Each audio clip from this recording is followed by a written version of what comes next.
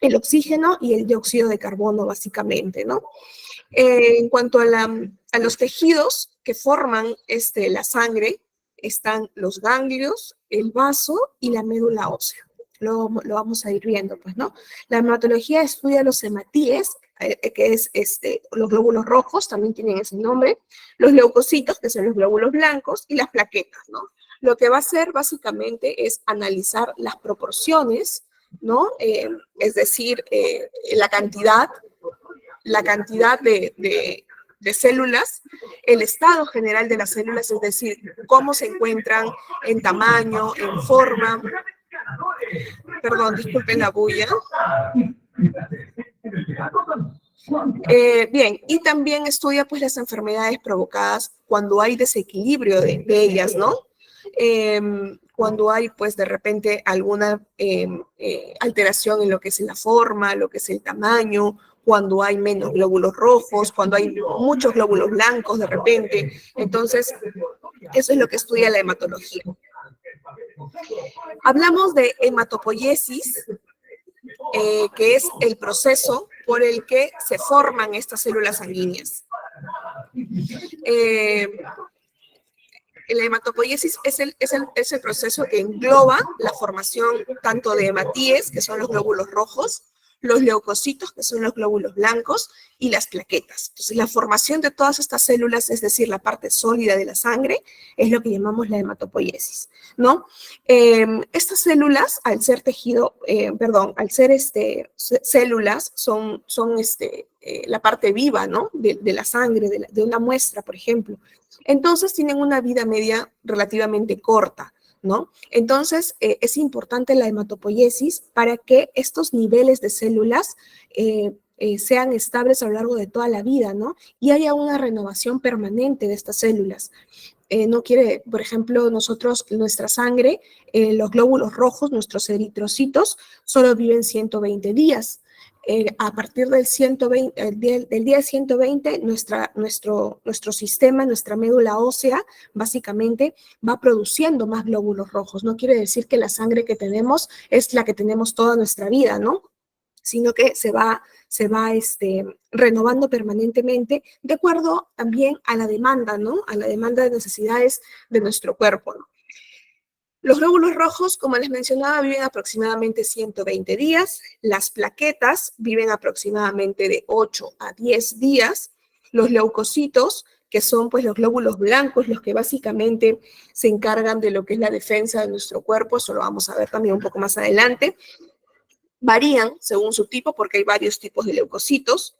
Y los granulocitos, que lo vamos a ver también, son pues duran dentro de la sangre circulante, duran aproximadamente de 6 a 8 horas y luego viajan a los tejidos, ¿no? Y duran aproximadamente de 1 a 2 días. Luego igualmente se van renovando, ¿no?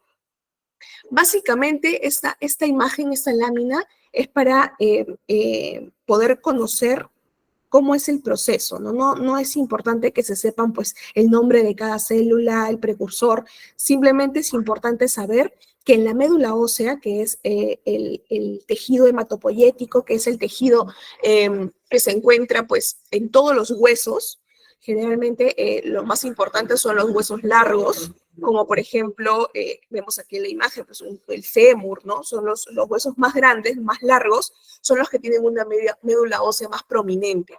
Entonces, de aquí es de donde parte la formación de estas células, ¿no? Entonces, es importante saber que en la médula ósea siempre hay una célula madre, que de ahí esta célula, que también se llama una célula madre hematopoyética multipotencial o pluripotencial, ¿no? De aquí, esta se divide en dos, que va a dar formación a la parte mieloide, que lo vamos a ver cuáles son la parte mieloide y la parte linfoide, ¿no? Donde están los linfocitos y el resto de células pertenecen pues a la parte mieloide, ¿no? De aquí, a partir de aquí, viene una serie de alteraciones propias de cada célula para que se vayan formando los ciertos tipos que hay de células dentro de la sangre, ¿no? Entonces, vemos que en la sangre se quedan ciertas células, como por ejemplo las plaquetas, o también llamados trombocitos, se quedan los glóbulos rojos, los granulocitos, como son los basófilos, los neutrófilos y los eosinófilos, y los monocitos, que pertenecen todas a la parte mieloide, ¿no? Estas células son las que se quedan en la sangre, de la familia mieloide, ¿no? Del precursor mieloide. Y la parte linfoide, en la célula encontramos pues los linfocitos, ¿no? Luego, también en el tejido, también encontramos ciertas células, como por ejemplo mastocitos, macrófagos, pero en esta sesión, que es la parte de hematología, nos vamos a centrar simplemente en las células que vamos a encontrar en la sangre. ¿Bien? Entonces, esta lámina básicamente es para poder ubicarnos en qué células y toda la formación que se produce a través de una sola célula, ¿no? Que es la célula madre.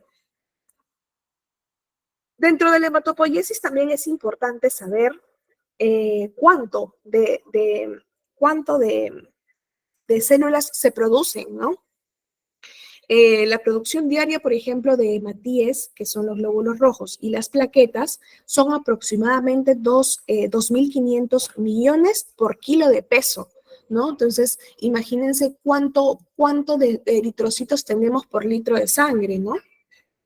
Y de leucocitos es aproximadamente 1.000 millones por kilo de peso igualmente, ¿no? Ahora, la formación, la hematopoiesis, no siempre se da solamente en la médula ósea, ¿no? Hay diferentes localizaciones a lo largo de todo el desarrollo, ¿no? Desde que estamos como embrión, ¿no? Desde que estamos en formación, se vienen formando estas células a través del saco vitelino. Conforme van pasando los meses del periodo de gestación, ¿no? La formación va cambiando de lugar, ¿no? Primero es en el saco vitelino, va pasando los meses, luego es en el hígado, en el vaso, y conforme se va acercando al nacimiento, va pasando toda la médula ósea, ¿no? Ya una vez después del nacimiento, en la etapa postnatal, es donde básicamente la formación de todas estas células se queda en la médula ósea y en huesos como por ejemplo la tibia, el fémur, las costillas, el esternón y las vértebras, ¿no? Es donde básicamente se producen estas células. Para hablar básicamente de los eritrocitos, que también tienen el nombre de glóbulos rojos, hematíes, tienen diferentes nombres, ¿no? Así como hay un proceso de hematopoiesis, que se forman todas las células, hablamos de las células en general rojas, blancas y plaquetas, hay un proceso que se llama eritropoiesis, que es solamente los glóbulos rojos, la formación de los glóbulos rojos, ¿no? Es el proceso de formación de los hematíes. ¿Cuál es el objetivo de este proceso? El objetivo es mantener igualmente un número estable, un número constante de eritrocitos circulantes, pues que aseguren las necesidades de oxígeno de los tejidos. Recuerden que los glóbulos rojos son los que transportan el oxígeno, la hemoglobina, ¿no? A través de estas células. Entonces, si no tenemos un número constante de eritrocitos o de glóbulos rojos, nuestro cuerpo pues entraría en hipoxia, ¿no? Que significa que no tendríamos un oxígeno adecuado que cubra las necesidades, y tampoco pues tendríamos una hemoglobina que igualmente cubra las necesidades, ¿no? Entonces, vemos que igualmente en la médula ósea aproximadamente 5 días demora la formación de estas células, de estos hematíes, a partir igualmente de una célula madre, ¿no? A través de ciertos cambios que ocurren en los eritrocitos, va dando los eritrocitos o hematíes ya maduros, que serían los de la última línea, que se encuentran pues en la sangre periférica, ¿no? En la sangre periférica. También encontramos en la sangre periférica reticulocitos, que son como glóbulos rojos inmaduros. ¿no? Inmaduros todavía, y que a partir del tercer día, pues, van madurando y quedan como hematíes o eritrocitos maduros, que son los que básicamente son los funcionales, ¿no? Entonces, básicamente para eso es esta imagen. Igualmente no es necesario memorizarnos ni aprendernos los nombres, ¿no? de los cambios, ni de las proteínas o sustancias o enzimas que generan este cambio, sino simplemente para ubicarnos cómo es el proceso, ¿no? Para hablar básicamente de los glóbulos rojos como tal, ¿no? Hablamos de que es una célula que es la más numerosa en la sangre, ¿no? Es la que hay en mayor cantidad en la sangre, ¿no? Eh, Tiene forma de un disco bicóncavo, ¿no? Que es como hundido en el medio y alzadito y alzado, elevado por los bordes. Es anucleado, no tiene un núcleo como una célula como tal, como nos enseñan en el colegio de repente, ¿no? Que toda célula tiene un núcleo. Esta célula glóbulo rojo, a pesar de que es una célula viva, no tiene núcleo, ¿no?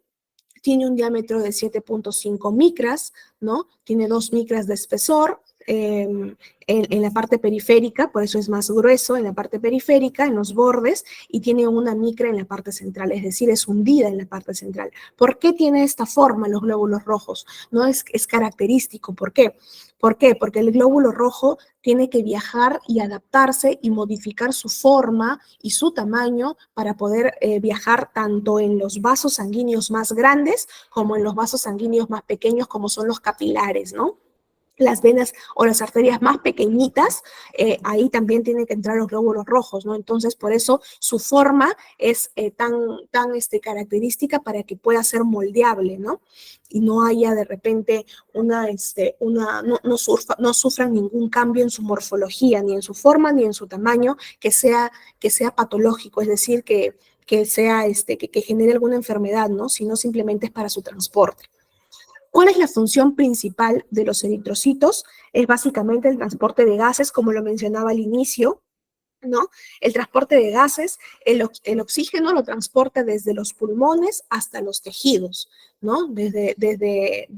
Viaja la sangre de los pulmones, una sangre oxigenada rica en oxígeno, y lo deja el oxígeno en los tejidos y regresa de tal manera que recoge el dióxido de carbono de los tejidos y los lleva a los pulmones, ¿no? En sentido inverso. Y siempre realiza este viaje, ¿no? Pulmones, tejido, tejido, pulmones, ¿no? Y esta función la ejerce a través de la hemoglobina, ¿no? Entonces, es que el oxígeno se pega a la hemoglobina del eritrocito, y así puede viajar el oxígeno a través de todo el torrente sanguíneo, ¿no?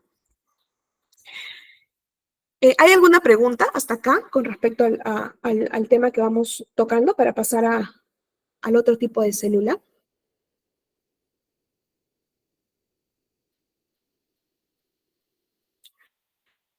¿Hay alguna pregunta? Los escucho, los leo por el chat. Sí. Sí. Mm. Ana Belisa. Sí, tengo más que todo una curiosidad con respecto con lo de la anemia que está vinculada justo con la baja hemoglobina, ¿no?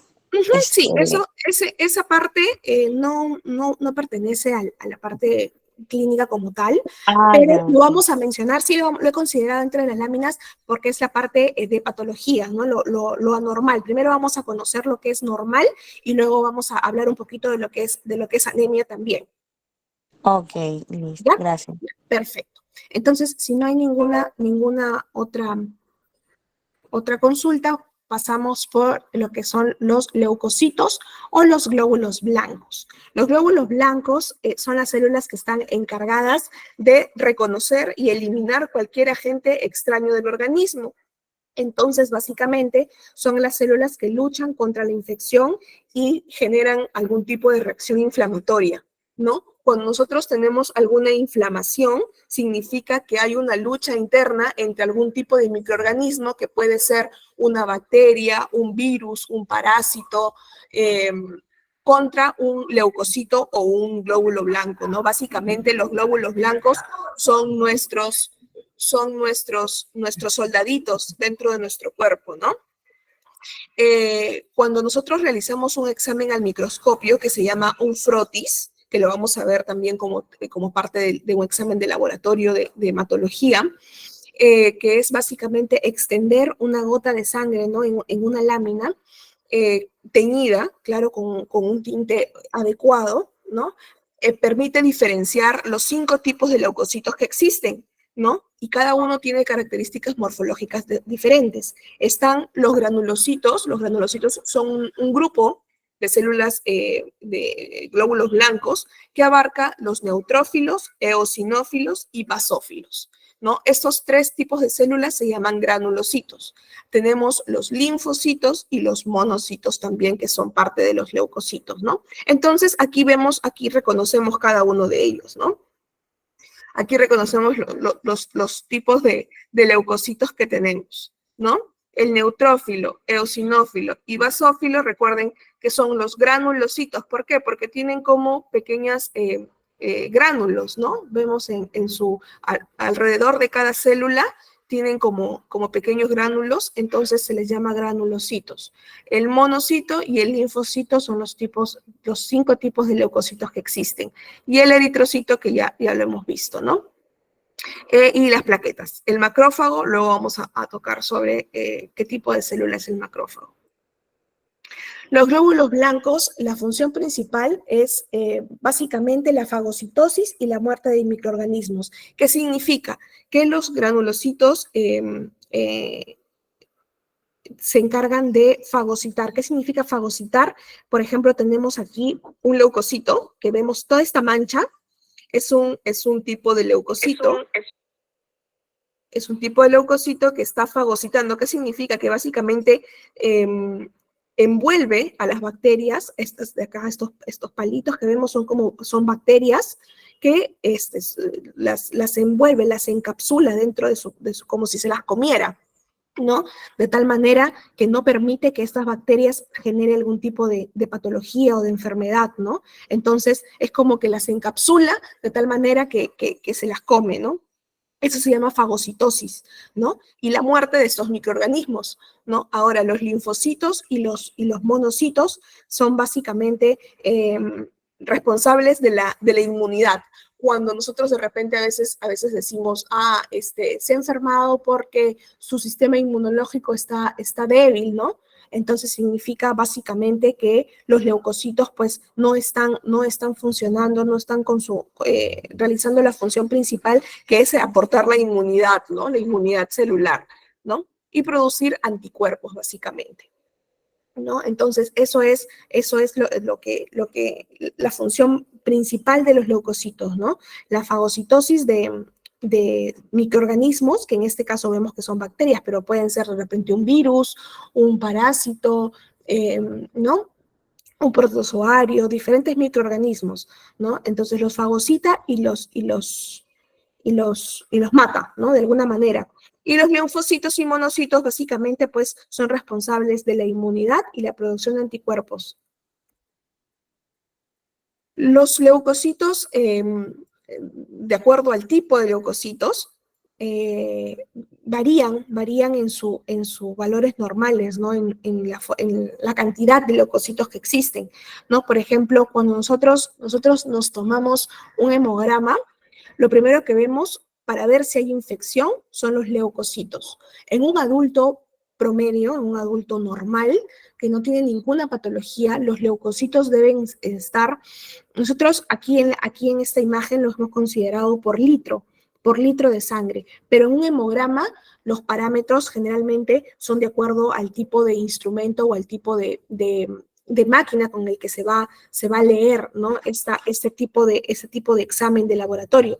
Entonces, los rangos se considera de 5 a 11, que básicamente es de 5.000 a 11.000, ¿no? Entonces, eso es un rango normal de leucocitos. ¿Qué pasa cuando nosotros encontramos leucocitos de 15.000, 20.000? Generalmente son procesos infecciosos, inflamatorios, ¿no? Que que nos indica que la persona pues está pasando por un proceso infeccioso, y a veces así se diagnostican. Claro que de acuerdo a la clínica, ¿no? Por ejemplo, en una apendicitis, por ejemplo, nosotros tomamos un hemograma y los valores de los leucocitos van a estar muy elevados, pero también hay que ver de dónde es el dolor para poder llegar a un diagnóstico, ¿no? Entonces, cuando nosotros solicitamos este examen, este hemograma, de alguna manera confirmamos que hay un proceso infeccioso, ¿no? Que se está generando dentro del cuerpo. Ahora, estos valores varían de acuerdo a la edad, ¿no? Nosotros nos vamos a centrar básicamente en lo que es adultos, la parte de adultos, pero les he dejado este dato para que también lo consideren, ¿no? Lo consideren. En recién nacidos, estos valores de leucocitos pueden llegar hasta 24.000, ¿no? Hasta 20.000, de acuerdo, siempre son valores referenciales, ¿ya? No lo consideren como algo completamente exacto, porque recuerden que todo depende del laboratorio donde se procese la muestra y el tipo de instrumentos de máquinas que lea esta prueba. Entonces, son valores referenciales, ¿no?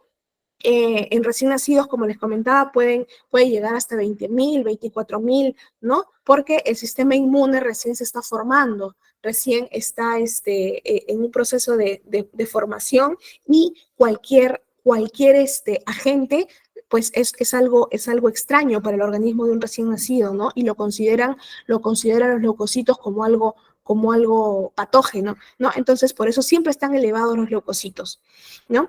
Y van disminuyendo, como vemos, van disminuyendo conforme el recién nacido va aumentando de edad, va creciendo, los leucocitos también van disminuyendo, ¿no? Entonces, hasta que en adultos queda entre 5.000 a 10.000 u 11.000, ¿no?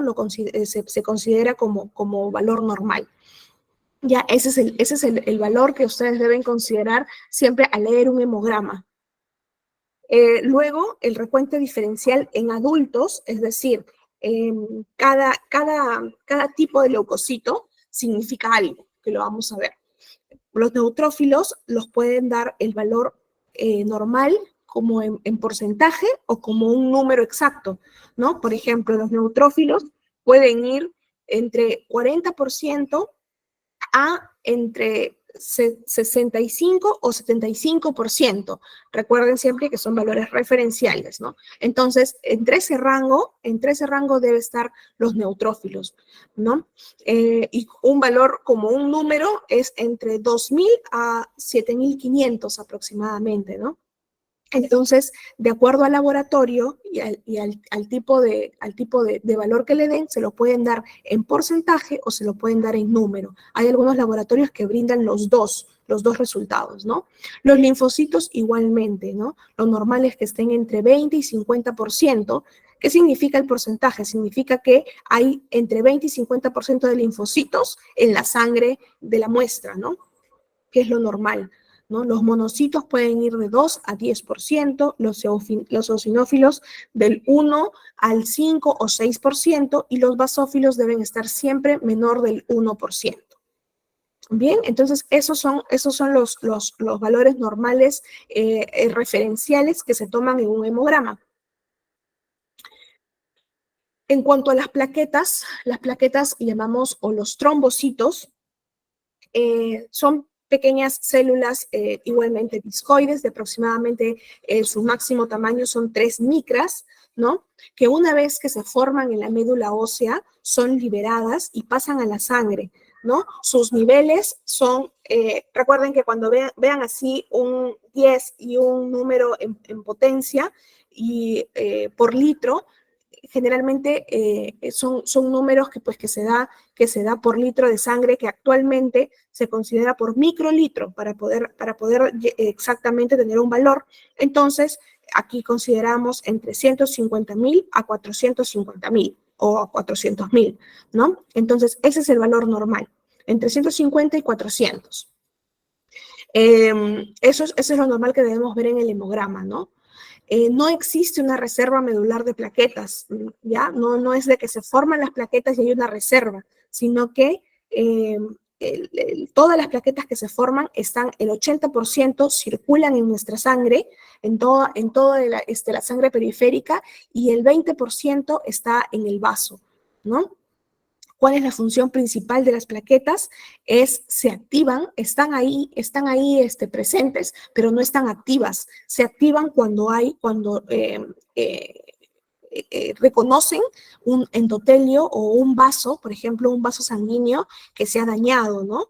Se ha dañado. Entonces, automáticamente las plaquetas viajan o se acercan, las que se encuentren cerca, ¿no? Porque recuerden que están circulando a través de la sangre periférica, junto con los eritrocitos, junto con los leucocitos, van viajando y si inactivas, ¿no? Y si reconocen que hay algún daño en el endotelio o en el tejido de algún vaso, ¿no? Alguna herida, ¿no? Lo que hacen es quedarse y se activan, ¿no? Y forman los trombos. Por eso se llaman trombocitos, porque se van agrupando las plaquetas de tal manera que generan trombos y se forma un tapón hemostático, ¿no? Entonces las plaquetas van liberando colágeno y se forma ahí un tapón que puede generar que esta herida se cierre, ¿no? Entonces básicamente esa es la función de las plaquetas o de los trombocitos. Aquí tenemos un ejemplo de un hemograma, ¿no? Un hemograma. Como les decía, por ejemplo, siempre lo dividen en serie roja, a lo que llamamos los glóbulos rojos, ¿no? Y la serie blanca, ¿no? Donde está incluidas pues las plaquetas, ¿no? Por ejemplo, aquí lo que nosotros tenemos que ver es qué tipo de análisis es el que se ha realizado, qué tipo de análisis, el método automatizado. ¿Qué significa? Que la muestra ha sido extraída, es decir, ha habido un paciente que ha ido al laboratorio, le han tomado la muestra y la muestra simplemente la han metido pues a una centrífuga, ¿no? A una máquina que ha leído automáticamente el hemograma y ya arroja estos parámetros, ya arroja este resultado. Arroja este resultado siempre teniendo el rango referencial, ¿no? Que genera la misma máquina, ¿no? Entonces, por eso indican siempre que es un método automatizado, ¿no? Generalmente cuando son la serie blanca de tipos basófilos, eosinófilos, monocitos, cuando hay un frotis, es decir, que se ve en un microscopio, sí es manual, pero para el hemograma es automatizado. Entonces, por ejemplo, aquí tenemos un ejemplo de un hemograma, ¿no? Los glóbulos rojos, por ejemplo, aquí lo pone como de 4 a 5, ¿no? Entonces, aquí hay 4.500. ¿No? Claro, 4.500, que está dentro del rango normal, ¿no es cierto? La hemoglobina, por ejemplo, aquí da un rango de 12 a 13.6, que luego vamos a ver cuáles son los valores normales de hemoglobina, ¿no? Y dentro del rango referencial de esta máquina está normal, ¿no? Y así vamos a ir viendo cada tipo de célula y lo vamos a ir comparando con los valores referenciales normales, ¿no? Luego vamos a ver para qué sirve generalmente en la parte de la serie roja, cuando nosotros vemos glóbulos rojos, hemoglobina, hematocrito, vamos a ver qué es cada uno de ellos y generalmente toda la parte de la serie roja sirve para descartar anemia, ¿no? Anemia. No vamos a tocar el tema de anemia ampliamente porque es un tema muy, muy amplio, porque existen diferentes tipos de anemia de acuerdo a su causa, ¿no? Porque la anemia no solamente es por deficiencia de hierro o por sangrado, sino que también hay otros tipos de anemia y que van a haber cambios en estos parámetros del hemograma, ¿no? Entonces, vamos a ver qué significa cada uno y qué nos indica. Vamos a tocar brevemente lo que es anemia, ¿no? Esto es lo que les mencionaba con respecto a lo del hemograma, ¿no? Los contadores electrónicos aportan automáticamente, ingresando la muestra, el número de Matías, es decir, el número de glóbulos rojos, ¿no? ¿Qué más? La cifra de la hemoglobina también lo brinda automáticamente. El hematocrito, Y los índices corpusculares. ¿Cuáles son los índices corpusculares? Todo lo que tiene que ver con la serie roja, que sería el volumen corpuscular medio, la hemoglobina corpuscular media y la concentración de hemoglobina corpuscular media, ¿no? Básicamente son esos datos que nos dan automáticamente en la mayoría de las centrífugas, para realizar el hemograma, ¿no? Ahora, hay otro tipo de examen que es hematológico, me refiero, ¿no? Que es el frotis de sangre periférica. ¿Qué evalúa este frotis de sangre periférica? Aquí vamos a ver directamente las células, ¿no? Lo que es un frotis es la extensión de una gota de sangre, se extiende, vemos que generalmente es con una lanceta. Lo que hacemos es como si fuéramos a tomar una muestra de glucosa capilar, ¿no? Pinchamos el pulpejo, que es la parte blanda de un dedo, ¿no? Extraemos una gota de sangre, la colocamos en una lámina portaobjetos del microscopio, ¿no? Y la extendemos, la estiramos, ¿no? Se coloca un tipo de colorante pues apropiado para el tipo de sangre, ¿no? Y se observa bajo el microscopio, ¿no? Lo que vamos a ver aquí básicamente es la morfología de todas las células, ¿no? No solamente de los hematíes, sino también de los leucocitos, ¿no? Vamos a ver si es que tienen alteraciones en el color, en el tamaño, en la forma, ¿no? Aquí, por ejemplo, cuando hay variaciones en el tamaño, le damos el nombre de microcitosis o macrocitosis, ¿no? Es donde vemos el volumen corpuscular medio. Volumen significa siempre tamaño. Recuerden eso, volumen corpuscular medio, cuando el tamaño de los eritrocitos está muy grande o muy chiquito, ¿no? Entonces, eso es lo que vamos a ver en un frotis. Y básicamente eso es lo que vemos, ¿no? Eso es lo que vemos. Cuando nosotros colocamos esta imagen básicamente es lo mismo que esto. Entonces nosotros colocamos el frotis de sangre de la muestra, colocamos una gotita, lo extendemos, le colocamos un pigmento o un tinte adecuado y vamos a ver las células tal cual, ¿no? Entonces vemos que estos como manchas medias naranjas son los glóbulos rojos, ¿no? Aquí vemos estos puntitos, son las plaquetas, ¿no? Y las células que tienen una forma característica, pues son los leucocitos, ¿no? En este caso este es un monocito y este es un neutrófilo. ¿Cómo sabemos cuál es cuál? Por la forma, ¿no? Entonces, miren, vemos la forma del monocito que tiene como una haba, un haba, ¿no? El monocito, entonces regresamos aquí y esta forma como un riñoncito, ¿no? Entonces, según eso, nosotros identificamos qué tipo de célula es. Igualmente, un neutrófilo, por ejemplo, vemos que es así, que tiene una forma también característica, y eso es lo que vemos aquí, ¿no? Entonces, de esta manera, nosotros podemos ver qué tipo de células tiene cada frotis. Entonces, eso es lo que les mencionaba. Las circunstancias, ciertas patologías, ciertas condiciones de los pacientes hacen que haya alteraciones tanto en la cantidad como en la morfología, tanto forma, color, tamaño, ¿no? de las células. Y esto hace que puede, o también en el número, ¿no? Pueden aumentar o pueden disminuir, ¿no? Entonces, por ejemplo, iniciamos con los hematíes, lo que son los glóbulos rojos, ¿no? Cuando hay aumento de glóbulos rojos, por ejemplo, cuando hay hipoxia, ¿qué significa? Cuando no hay mucha concentración de oxígeno, por ejemplo, cuando estamos en altura, los que vivimos a ciertos metros sobre el nivel del mar, por ejemplo, en la sierra, aquí en Perú, ¿no? La gente que vive en la sierra, por ejemplo, las personas tienen algún tipo de hipoxia fisiológica. ¿Qué significa? Que no tienen el suficiente oxígeno para cubrir las necesidades. Entonces, ¿qué hace el cuerpo? El cuerpo genera más glóbulos rojos para que haya más oxígeno, ¿no?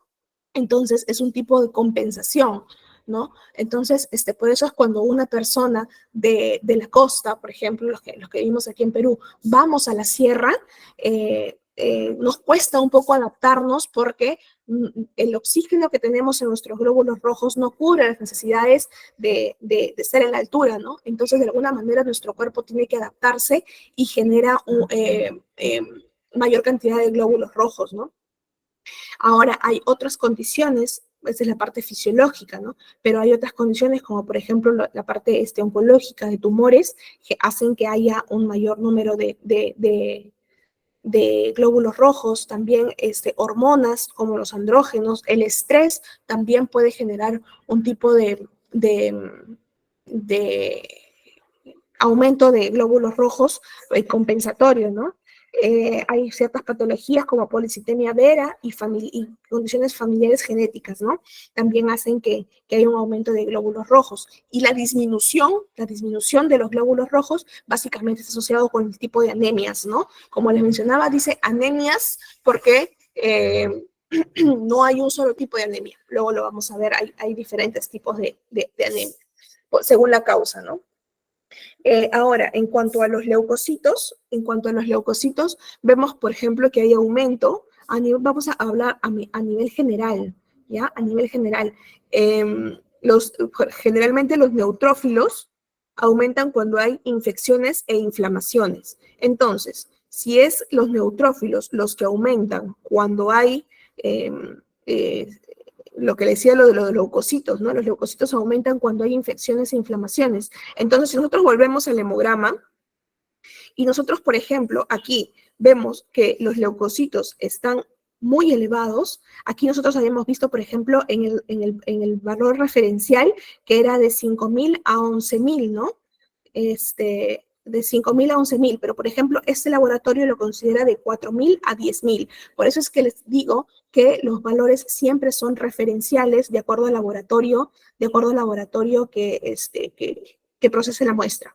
Bien, entonces si nosotros encontramos leucocitos, por ejemplo, de 15.000, ¿no? Si aquí en lugar de 5.400 hubiera 15.000, 20.000, y aparte yo veo los neutrófilos, como les mencionaba, los neutrófilos pueden ser por número, como está aquí, o por porcentaje, ¿no es cierto? Por porcentaje. Entonces, si aquí encontramos pues un número que esté muy elevado, podemos deducir que hay un proceso infeccioso o inflamatorio, ¿no? ¿Por qué? Porque hay leucocitos y neutrófilos elevados. Entonces, según nuestra tablita, los leucocitos sabemos que siempre aumentan cuando hay un proceso infeccioso y si hay aumento de neutrófilos, entonces confirmamos el diagnóstico que tengamos en mente, pues, ¿no? ¿Qué pasa cuando aumentan, por ejemplo, los eosinófilos? Los eosinófilos están asociados a enfermedades alérgicas, ¿no? Por ejemplo, los que tienen rinitis alérgica, procesos alérgicos, ya sea de la vía respiratoria o tópicos de la piel, generalmente los eosinófilos están elevados. ¿Ya? Están elevados. Ahora, hay otras condiciones, por ejemplo, cuando hay parasitosis, ¿no? Cuando hay parasitosis, picaduras, ¿no? Generalmente aumentan los eosinófilos, ¿no? Y generalmente cuando las personas son alérgicas y sufren algunas picaduras y vemos que el proceso se complica, ¿no? No es como una persona que no es alérgica, de repente le pica algún insecto y pasa un proceso y ahí termina. Pero cuando una persona es alérgica, los procesos de picaduras o de parasitosis a veces se complican y lo vemos reflejado en los eosinófilos de un hemograma. Con respecto, por ejemplo, a la disminución de estos dos tipos de leucocitos, generalmente están disminuidas en inmunoalergias, por ejemplo, ¿no? Hay un tipo de alergia que aumenta los eosinófilos y disminuye los neutrófilos, ¿no? Entonces, esto generalmente es la parte ya clínica, ¿no? Generalmente asociada ya al diagnóstico que nos da, básicamente es para que podamos reconocer qué tipo de patologías están asociadas con cada tipo de leucocito, ¿no? No es para que se lo aprendan, ojo, no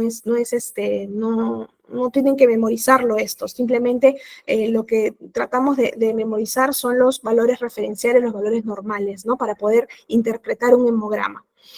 Y con respecto, por ejemplo, a las plaquetas, generalmente están asociadas, pues, a lo que son tumores, hemorragias, ¿no? Cuando hay hemorragias, trata de hay un aumento de plaquetas de manera compensatoria. El cuerpo trata de generar más plaquetas para que pueda compensar las hemorragias, ¿no? En infecciones, inflamaciones también está aumentado, ¿no? Cuando hay una esplenectomía, vemos que en el vaso también es un órgano, un tejido hematopoyético. Quiere decir que también se forman cierto tipo de células como las plaquetas. Entonces, cuando hay una esplenectomía, que significa que de alguna manera se retira el vaso quirúrgicamente, ¿no? De repente, luego de algún accidente, de alguna enfermedad, se retira el vaso, el cuerpo de manera compensatoria trata de, por otros medios, generar más plaquetas, ¿no? Para que se pueda compensar. Y así, este cuadrito les recomiendo que lo lean a mayor detalle para que puedan identificar qué tipo de patologías están asociadas a cada tipo de célula, ¿no? Ahora, ¿quién es el que se encarga básicamente de revisar todas estas patologías? ¿Quién es el que se encarga de diagnosticar y de tratar haciendo uso del hemograma, de los frotis? El que se encarga de diagnosticar es el hematólogo clínico, ¿no? Es un hematólogo el que se encarga de solicitar y ver a mayor detalle estos tipos de exámenes, ¿no? Entonces, ¿cuándo debemos visitar a un hematólogo clínico? Primero, cuando hay signos y síntomas, pues, inusuales. Generalmente, en las enfermedades hematológicas, la mayoría genera algunos síntomas que son característicos, como por ejemplo, fatiga, palidez, hay sangrado excesivo, ¿no? Tenemos ganglios linfáticos que están inflamados, dolorosos, ¿no? Entonces, lo vemos, por ejemplo, en la anemia, ¿no? Que es una de las patologías más comunes y más básicas que ve el hematólogo, ¿no? Es común que los pacientes con anemia, pues, estén fatigados, estén pálidos, ¿no? Decaídos, desganados, con sueño, ¿no? De repente. Entonces, son signos y síntomas inusuales, ¿no? ¿Cuándo más visitar a un hematólogo? Cuando los resultados del laboratorio pues salen alterados, ¿no? No se encuentran dentro de los parámetros normales, ¿no? Ni siquiera de los parámetros referenciales, ¿no? Cuando para el diagnóstico y el manejo de enfermedades hematológicas, como por ejemplo la anemia, hay tipos de leucemia, linfomas, y también hay enfermedades que generan trastornos en la coagulación, ¿no? Trastornos en la coagulación. Entonces, es el hematólogo también quien a través de esos estudios puede diagnosticar qué tipo de trastorno y cómo tratarlo, ¿no? Y la evaluación, por ejemplo, de trastornos que son hereditarios de la sangre también. Por ejemplo, los varios tipos de anemias, ¿no? Anemias hemolíticas. ¿Qué significa hemolíticas? Que los glóbulos rojos mueren por sí solos antes de los 120 días, que es su vida promedio, ¿no? Entonces, esto genera que haya un tipo de anemia porque los glóbulos rojos mueren por sí solos, ¿no? Talasemias y trastornos de coagulación también, ¿no? Entonces, pasamos a lo que es, a tocar brevemente lo que es anemia como tal, ¿no? La Organización Mundial de la Salud la define como una condición en la que disminuye el número de glóbulos rojos o disminuye su capacidad de transportar oxígeno, ¿no? O el oxígeno es insuficiente para cubrir las necesidades fisiológicas. Ahora, esto puede variar, recuerden, con la edad, con el sexo, con la altitud, lo que les mencionaba de la hipoxia fisiológica, ¿no? Los que viven en la sierra, ¿no? Tienen menos menos oxígeno, ¿no? Entonces, varía también con esto y otras circunstancias. Por ejemplo, el consumo del tabaco también puede generar un tipo de anemia, ¿no? Y el embarazo también, ¿no? Entonces, para la OMS, la definición de anemia en hemoglobina, por ejemplo, para mujeres es menores de 12 y para varones menores de 13, ¿no? Entonces, si una mujer tiene más de 12 de hemoglobina significa que no tiene anemia y un varón más de 13 igualmente, ¿no?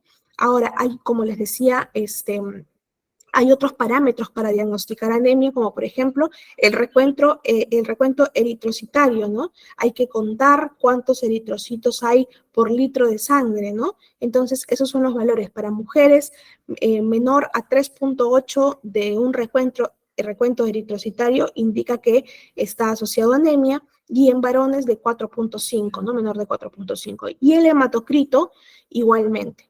Entonces, la anemia es el resultado de una o más combinaciones de 3 mecanismos básicos, ¿no? Puede ser una por pérdida de sangre. Cuando hay una pérdida masiva o excesiva de sangre, se genera anemia por pérdida, ¿no? Por pérdida. El segundo mecanismo con el que se puede generar anemia o se puede diagnosticar anemia es porque no hay una correcta producción de glóbulos rojos, no hay una disminución en la producción de los hematíes. Entonces, en el diagrama de abajo vemos que las anemias pueden ser el punto 2 y el punto 3, ¿no? Lo explica. Por menor producción, ¿no? O por mayor destrucción, lo que llamamos hemólisis, ¿no? Cuando se trata de menor producción, ¿no? Puede ser deficiencia, que no hay, o sea, es decir, que no hay nada, o por insuficiencia, ¿no? Cuando hablamos de deficiencia, la mayor causa de anemia es la anemia cuando hay deficiencia de hierro, que es la primera, ¿no? De Fe, que son las siglas del símbolo del hierro, ¿no? Entonces, generalmente es la causa más frecuente de anemia. Es por eso que los niños, cuando les toman su tamizaje de hemoglobina y ven que no cumple con los valores normales, lo que le dan es un suplemento de hierro, ¿no? Porque es el tipo de anemia más común, más frecuente, ¿no? Pero también hay otros tipos, ¿no? Cuando hay deficiencia de producción, por ejemplo, de vitamina B12 y de ácido fólico, también puede estar asociado a un tipo de anemia, ¿no? Cuando hay insuficiencia, esta ya puede ser primaria, ¿no? Primaria o secundaria. La secundaria generalmente está asociada a tumores, insuficiencia renal crónica, ¿no? Entonces, ya es un tipo de anemia por menor producción, pero secundaria a otro tipo de patologías, ¿no? Eso es por menor producción. Cuando hay mayor destrucción, es decir, que los hematíes mueren, ¿no? Más rápido, puede ser congénita o puede ser adquirida, ¿no? Congénita, ¿qué significa? Que hay ciertas condiciones o ciertos criterios con los que nacemos que hace que se mueran más rápido los eritrocitos, ¿no? Como por ejemplo defectos de la membrana del eritrocito, es decir, que la membrana del eritrocito no lo contiene a la célula como tal y explota de alguna manera el eritrocito, y es por eso que se destruye y muere, ¿no? Por ejemplo, o la hemoglobina también puede ser que de acuerdo a ciertas enzimas pueda generar la muerte de los eritrocitos, ¿no? Entonces, esas son causas congénitas. Ahora, hablamos de causas adquiridas por mayor destrucción. Generalmente puede ser inmunes o no inmunes, generalmente asociada a enfermedades autoinmunes, como por ejemplo lupus, enfermedades que nuestro propio cuerpo nos ataca, ¿no? A eso llamamos enfermedades autoinmunes. Significa que nuestro propio sistema inmunológico está muy alterado y no, se ataca a él mismo, ¿no? Son enfermedades autoinmunes.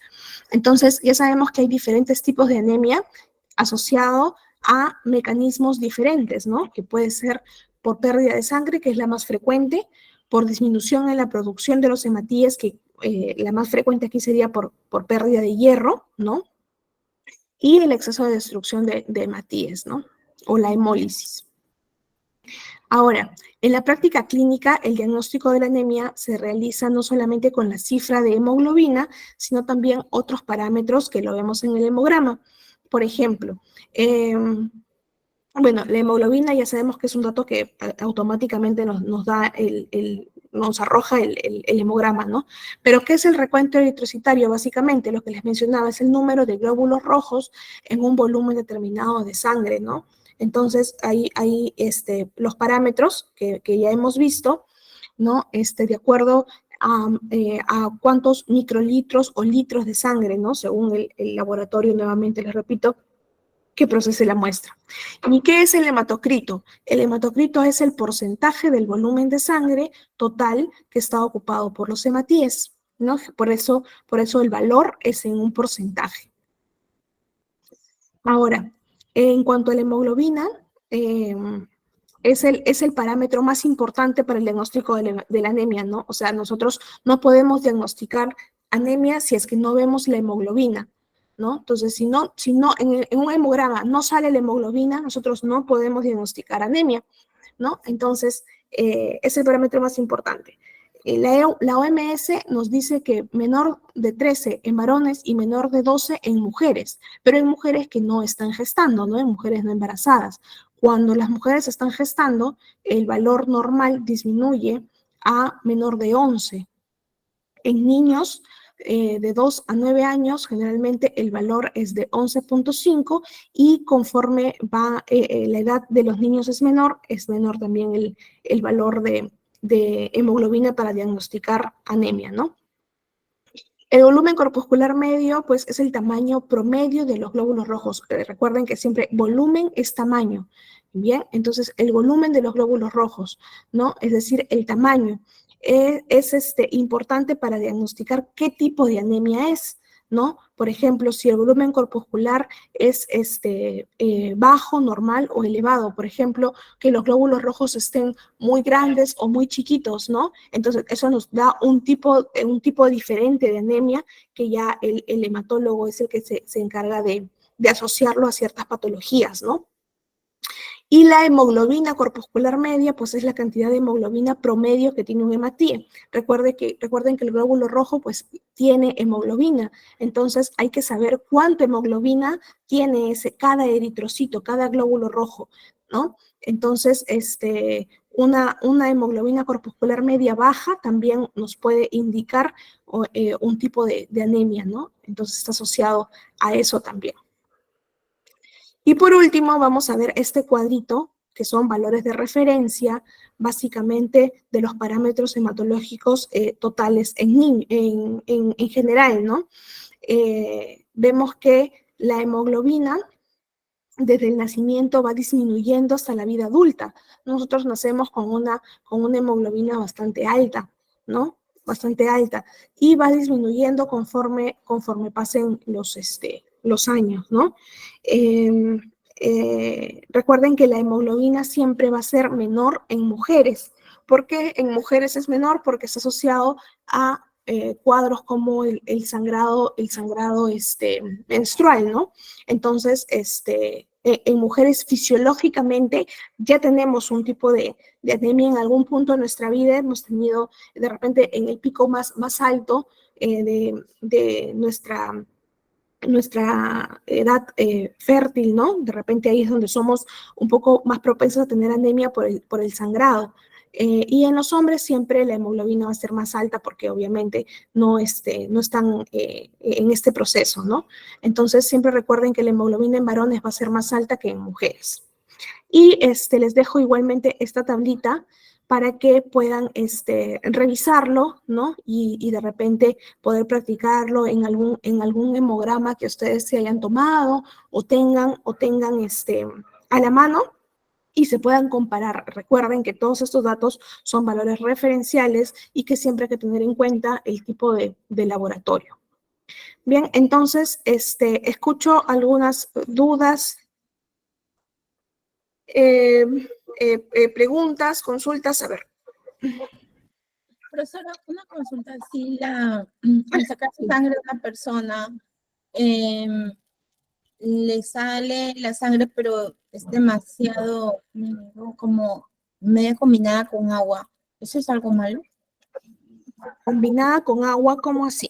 O sea, es como que es una sangre, pero bien ralita, o sea, como que no fuera roja, roja, sino como media transparente. Roja, media transparente. Las condiciones de la sangre a ver, ¿cómo ordeno? Cada organismo es diferente.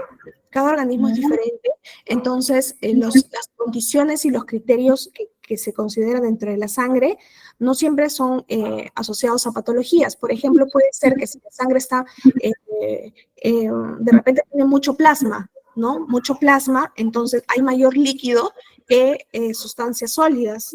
Entonces, eso puede ser una condición fisiológica normal de un organismo, pero ahora puede ser que de repente la sangre esté muy diluida. Eso ya podría ser patológico, significa que no hay patológicamente, no hay muchos glóbulos rojos o sustancias sólidas en la sangre y puede estar asociado a algún tipo de enfermedad. Eso hay que asociarlo a un cuadro clínico, como les mencionaba, ¿no?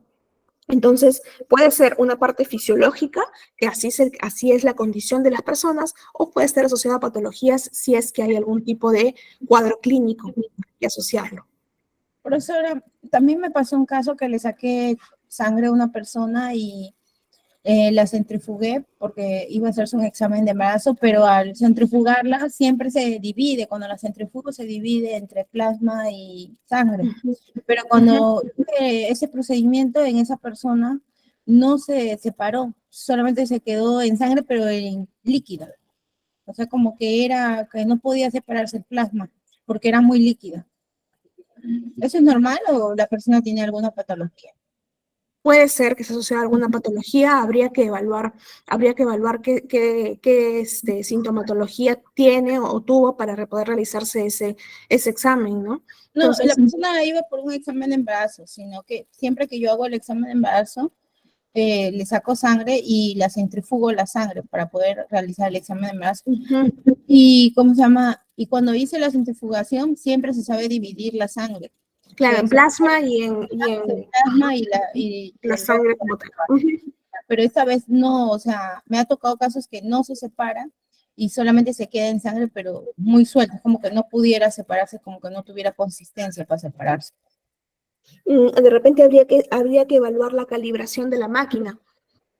No, porque con esa misma calibración le hago a otras personas y normal, sí se centrifuga bien y a otras personas sí se divide el plasma y la sangre, pero cuando le hice a esa persona, y eso siempre me quedó esa idea de que si estaba bien la persona o qué era, pues no sabía si era algo. Puede estar asociado a un tipo de patologías en la que la sangre está muy diluida, ¿no? En este caso.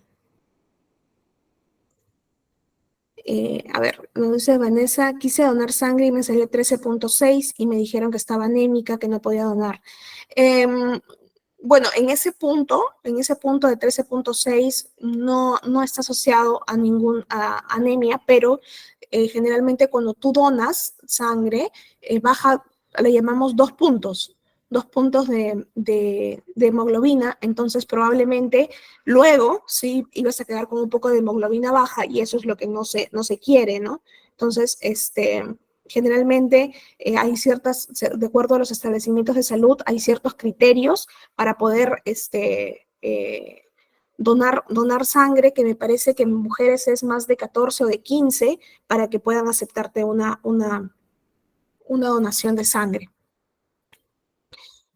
A ver, Noemí nos dice una consulta. A veces cuando voy a un centro médico escucho que dicen que desean realizarse hematología completa. ¿A qué se refieren? Se refieren a eso, Noemí, a un hemograma, a un frotis sanguíneo. Entonces, la parte hematológica es todo lo que hemos conversado ahora.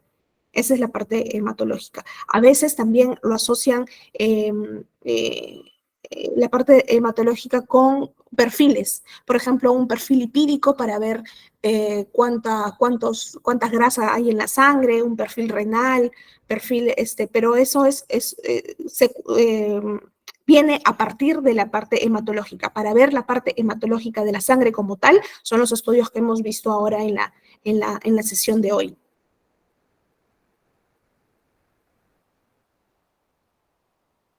Yuleisi nos dice, podría ser por anemias, a veces se ven en la sangre así. No comprendo muy bien tu pregunta, Yuleisi. ¿Te refieres a que a veces por la anemia la sangre se ve así diluida? No comprendo muy bien. Sí, sí, así a veces me ha pasado que hay pacientes que tienen anemia y la sangre sí se ve ligeramente más como más aguada, se podría decir, que Más líquida, un claro. paciente normal. Sí, se ve más Sí, líquida. Y claro. cuando uno no También, verifica, y la verificación ya vendría siendo por anemia, aunque algunas veces no es así.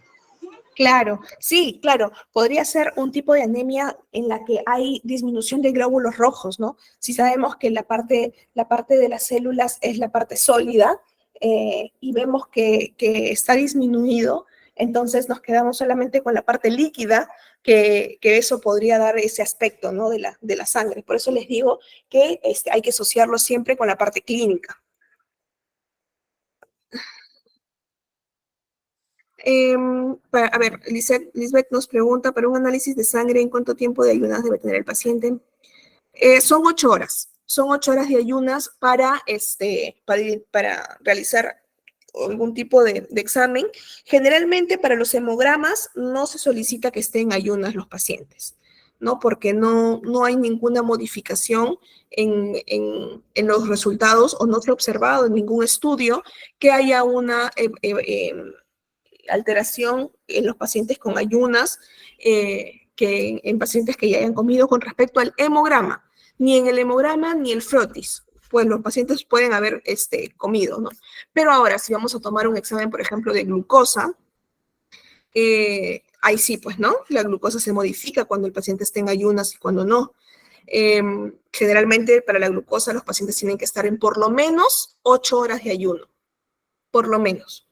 Luego también para los perfiles, el perfil lipídico, que es el perfil para ver el colesterol, los triglicéridos, ¿no? Generalmente también tiene que estar en ayunas. Un perfil hepático también tiene que estar en ayunas, ¿no? Entonces, generalmente esos son los exámenes para los que se solicitan ayunas. Para los hemogramas, la parte hematológica, netamente hematológica, no es un requisito.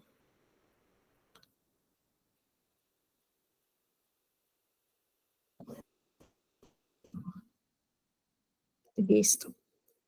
¿Hay alguna pregunta, algún aporte de repente?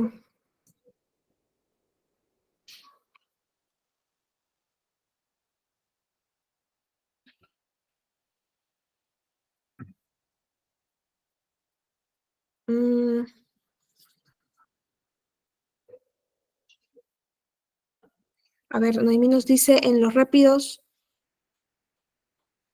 de hemoglobina en provincia, altura se resta 2.5 y su sangre es muy densa. No entiendo si es una pregunta o nos estás comentando algo, Noemí.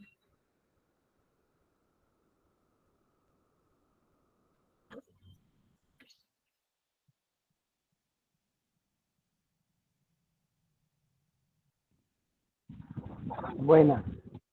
¿Cómo estás, Y si yo Armando? Sí, te escuchamos. quiero hacer una curva de tolerancia de la primera muestra. La primera muestra la tomo y el paciente bebe el 75% del líquido, no me acuerdo cómo se llama, el dulce. Ah, ¿te La refieres a segunda la muestra, curva de tolerancia de la glucosa? la glucosa. Ujú. Ese, esa glucosa alteraría si el paciente ha desayunado. Generalmente el paciente tiene que ir en ayunas y se le toma, para una curva de tolerancia a la glucosa, se toma una muestra seriada que es cada cierto tiempo, ¿no? Entonces el paciente va en ayunas y se le toma una primera muestra y luego se le da una carga de glucosa que son de 75 gramos de glucosa y luego se le va tomando a la hora, a las 2 horas, ¿no? Entonces, para ver cuánto es el cambio de glucosa que hay cada cierto tiempo. Entonces, a eso le llamamos una curva de tolerancia de la glucosa.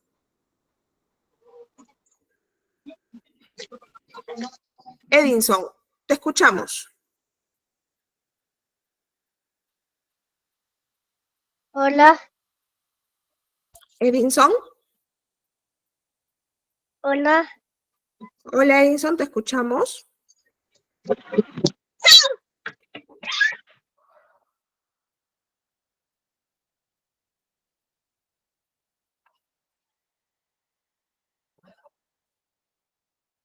Hans Steve Rojas Torres. Te escuchamos, Hans.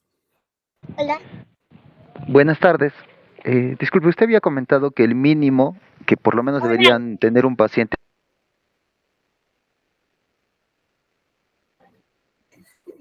Hans, tu Hola. micro. Hola. Aló, buenas noches. Sí, te escuchamos. Quería hacer la consulta. Había comentado que el mínimo de horas de ayunos debería ser de 8 horas. ¿Y hay un máximo de horas para Eh, pruebas, por ejemplo, como glucosa?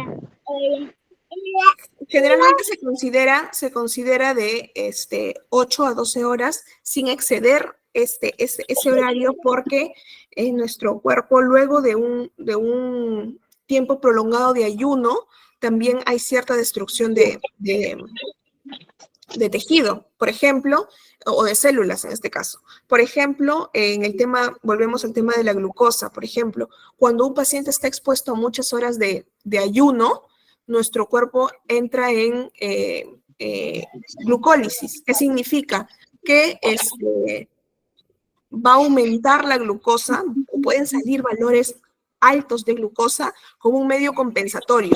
¿Por qué? Porque nuestro cuerpo, nuestro organismo piensa que estamos en un ayuno prolongado, ¿no? Entonces nuestro cuerpo va a empezar a generar, necesita energía y de alguna manera la energía la saca de la glucosa. Entonces empieza a destruir glucosa para poder tener esas reservas, ¿no? Entonces, cuando un paciente está expuesto a muchas horas de ayuno, a veces los resultados salen elevados en glucosa. Entonces el paciente va a decir, ¿por qué tengo o soy diabético de repente? Porque mi glucosa ha salido alta. Pero no nos ponemos a considerar que de repente eso pasa mucho en los laboratorios que hacen esperar mucho a los pacientes para tomarles la muestra, ¿no? Entonces, a veces el paciente lo citan a las 7 de la mañana y recién le toman la muestra a las 11, 12 del día de repente, ¿no? Entonces, cuando el paciente está en mucho ayuno, también ocurren estos cambios. Entonces, por eso se habla de un ayuno entre 8 a 12 horas, mínimo 8 y máximo 12 horas.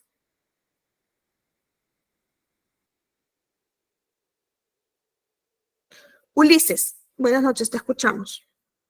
Bueno, buenas noches, una consulta, disculpe. Por ejemplo, para donar sangre, ¿cuánto mínimo se tiene que tener de hemoglobina en hombres y mujeres? Como les comentaba, hay ciertos criterios según cada establecimiento de salud. Me parece, no estoy segura que a norma nacional, me parece que para mujeres es menor, tiene que ser mayor de 14 o 15 y de varones entre 15 y 16.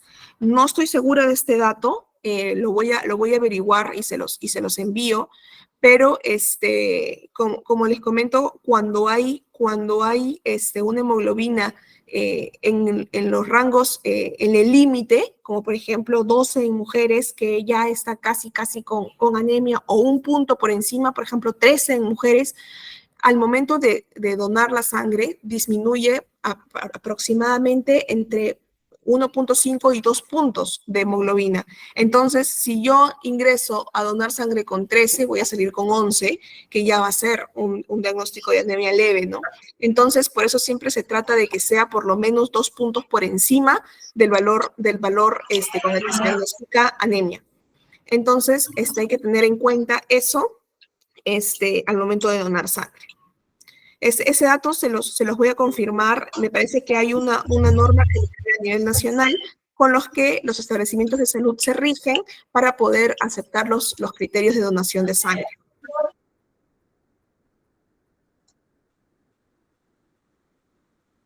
Gracias. Ya, listo. ¿Hay alguna otra pregunta?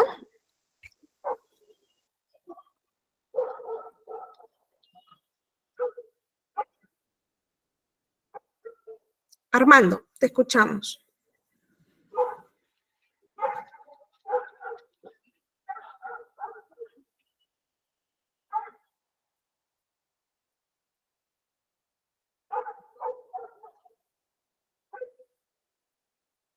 Aldo nos pregunta cómo se realiza o qué fórmula para el volumen corpuscular medio. Allá, cuando no tenemos el volumen corpuscular medio automatizado en el hemograma, se puede calcular con el hematocrito y el recuento de glóbulos rojos. Entonces, hay una fórmula que es el hematocrito por 10 sobre el recuento de glóbulos rojos. Entonces, este valor generalmente en los hemogramas que son automatizados ya nos arroja ese resultado, pero si no lo podemos calcular con la fórmula considerando el hematocrito y el recuento de glóbulos rojos.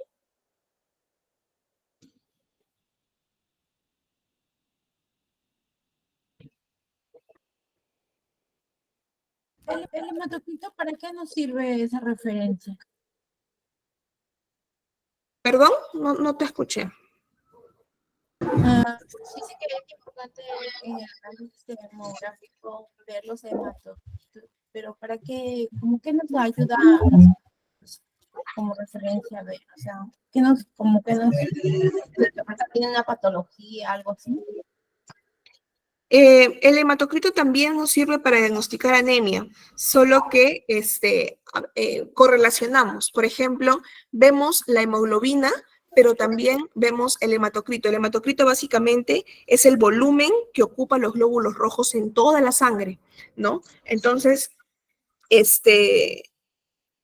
por ejemplo, si tenemos un hematocrito de 40%, por ejemplo, quiere decir que el 40% del volumen de nuestra sangre está compuesto por glóbulos rojos, ¿no? Entonces, si nosotros vemos un hematocrito normal, por ejemplo, dentro del rango normal, quiere decir que la cantidad de glóbulos rojos está adecuada, pero vemos una hemoglobina baja, entonces quiere decir que lo que está fallando no son los glóbulos, la cantidad de glóbulos rojos, sino lo que está fallando es la cantidad de hemoglobina. Entonces ahí nos daría una orientación para un tipo de anemia.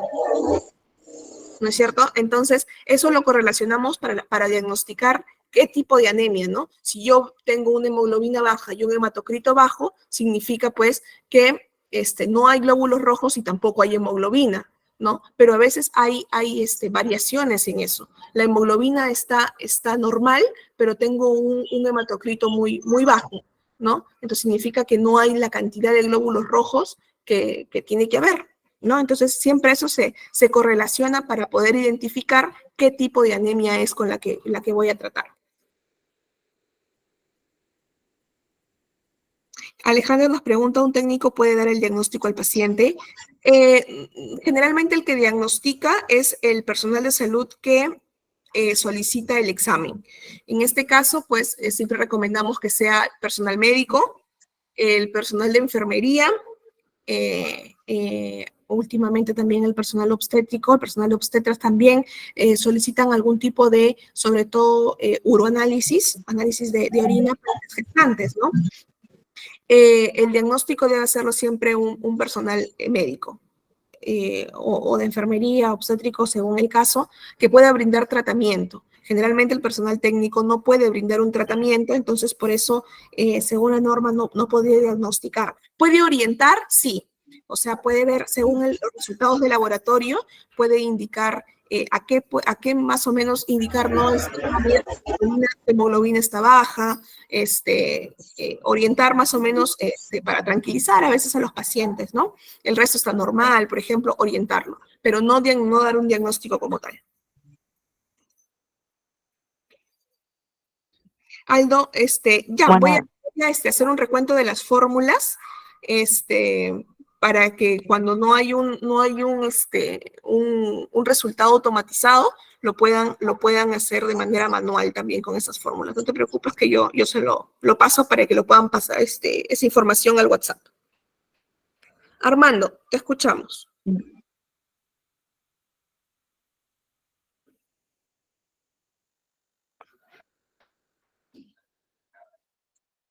Ok, te pregunto.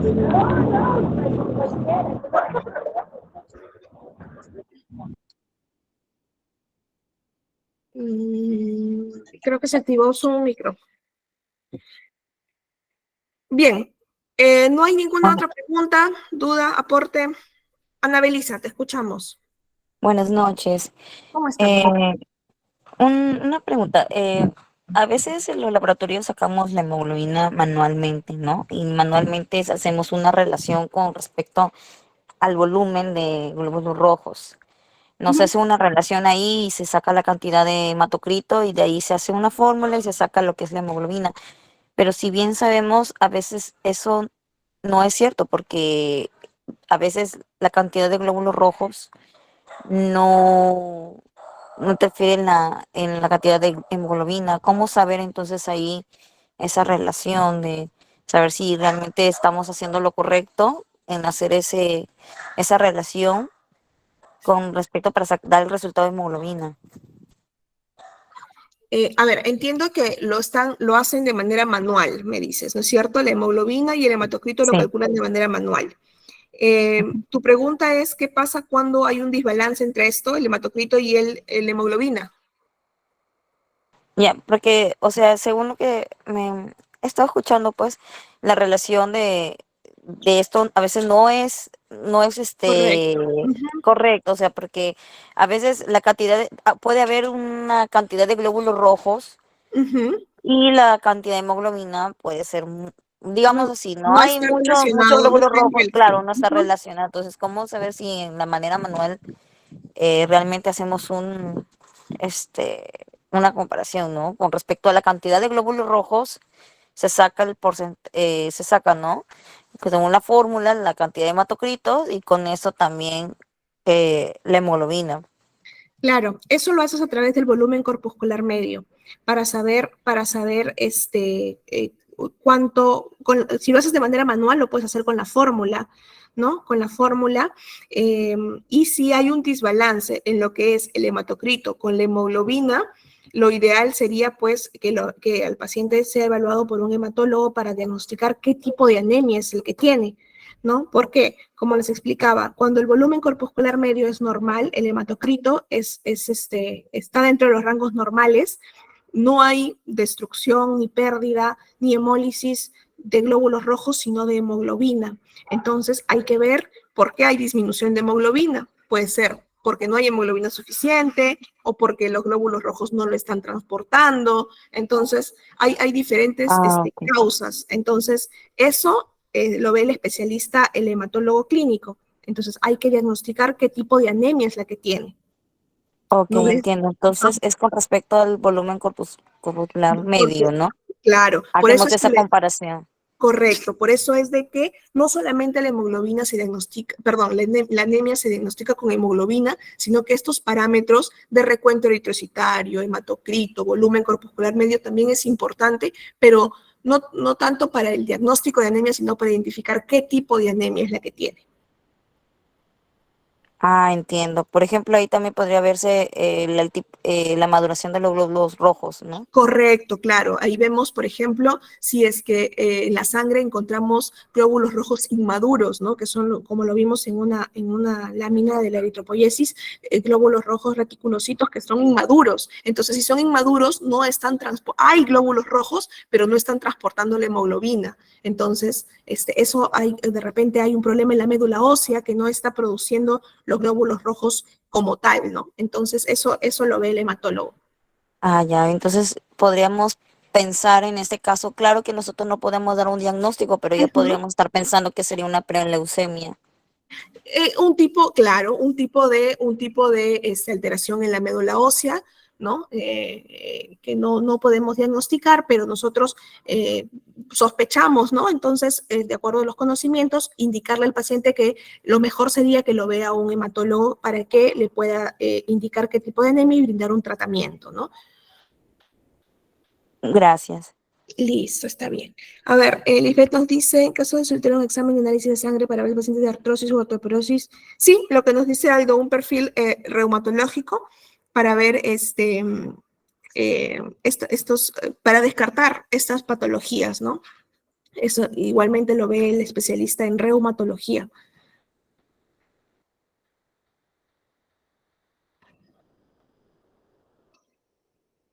Bien, entonces, si no hay ninguna otra pregunta, ningún otro aporte, ahí nos estamos quedando por el día de hoy. En la sesión de hoy, espero que les haya sido productivo.